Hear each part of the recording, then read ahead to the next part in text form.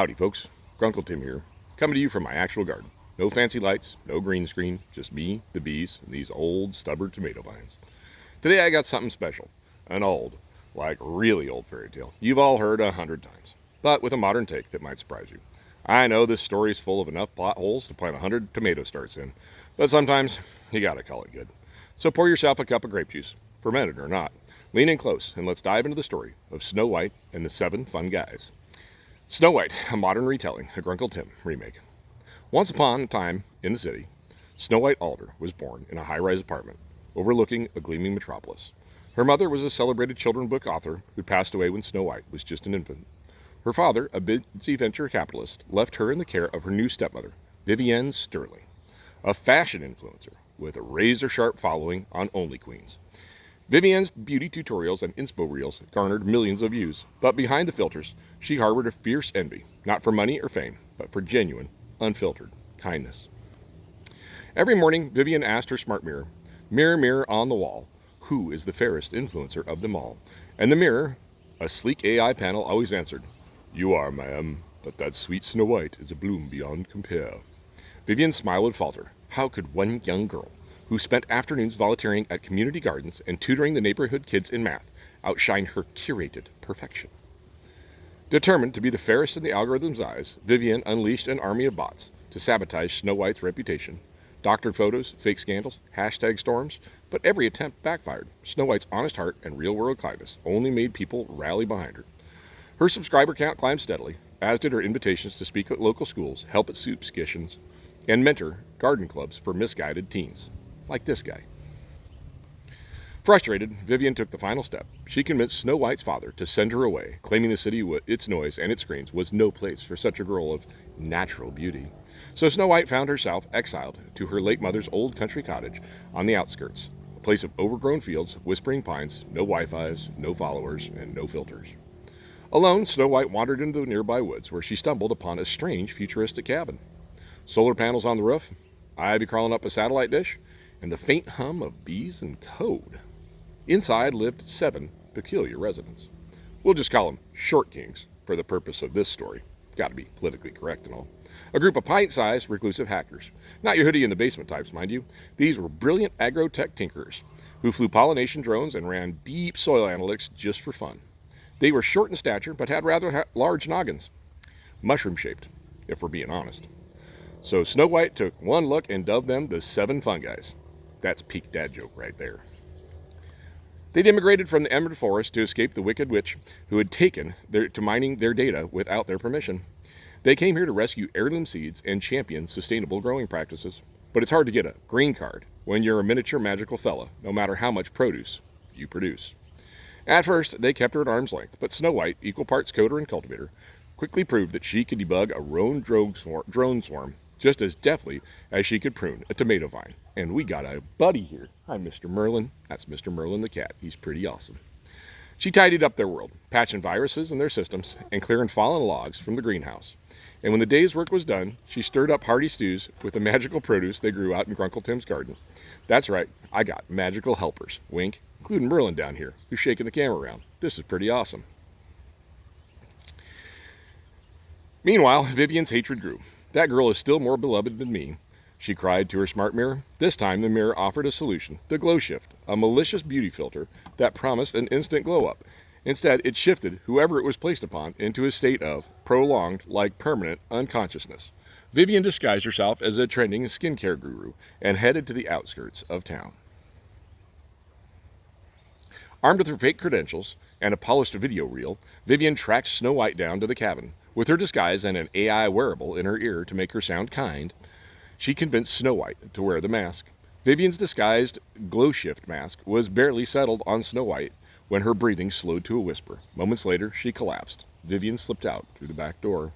The hackers came back from their daily petiole sampling to find Snow White's body slumped beside their prototype seed vault, the GreenBank. The GreenBank wasn't just static storage. It had a built-in biosafety system.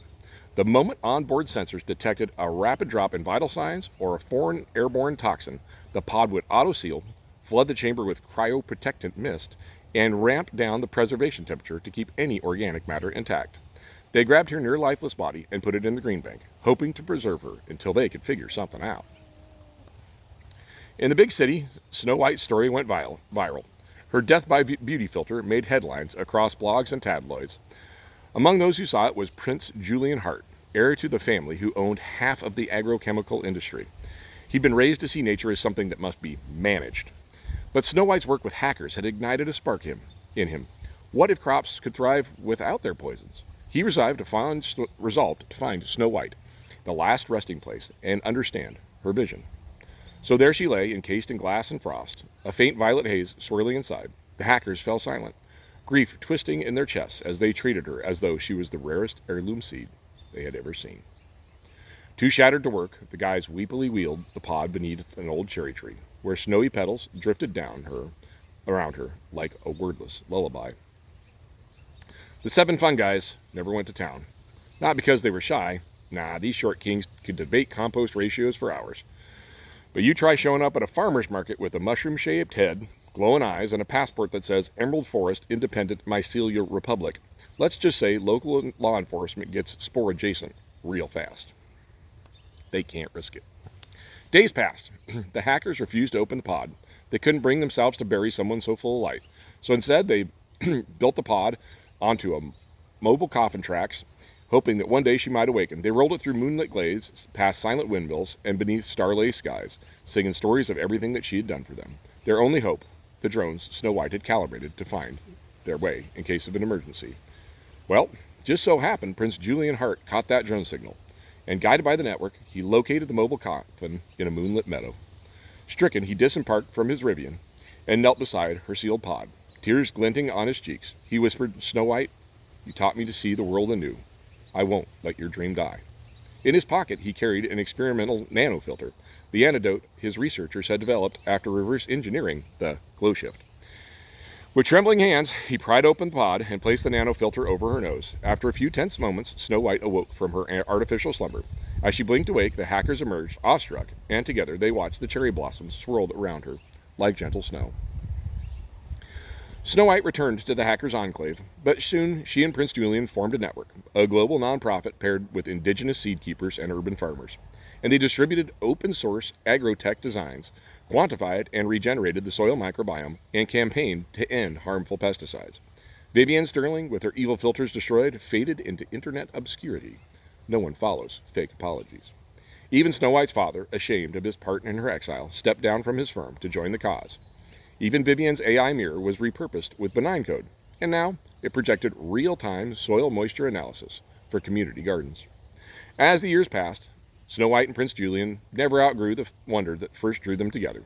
They settled near the hackers' enclave, and now lovingly renamed it the GreenBank Institute, where the old cherry tree still blossomed every spring. There they welcomed daughters and sons into the world that they'd help remake. One where drones homed over fields of heirloom grains, where every backyard had a community garden, and optimized for each growing zone, and tended with the help of AI garden gnomes. And where no child ever went hungry for fresh fruit or clean water. Snow White taught the youngsters to germinate seeds in mini cryopods, explaining how much each capsule in the GreenBank could safeguard a future harvest. Julian led soil and sun workshops, showing them how to combine chemistry and compost into a thriving microbiome that could turn worn-out wheat fields into regenerative farms. Together, they watched their children chase butterflies to rows of kale, chase ideas as boldly as their parents had chased the regeneration of the land. On calm evenings, Snow White and Julian would stroll beneath the cherry tree, hand in hand, listening to their little ones giggle amongst the petals. And beneath that canopy of blossoms, of symbols of both fragility and renewal, they knew they'd built something stronger than any glass pod, a family rooted in hope, growing toward a healthier, kinder world. Big Ag and the processed food industry was never the same, but that's a story for another time. Well, that's the story of Snow White. No sugarcoating, but with a modern twist that kind of makes you wonder where real beauty and real power lie. If you enjoyed this, don't forget to like, subscribe, and share with somebody who remembers how much worth there is in honesty, kindness, and a little dirt under your fingernails. Until next time, I'm Grunkle Tim. Stay curious, stay grounded, and I'll see you in the garden. Have a beautiful day.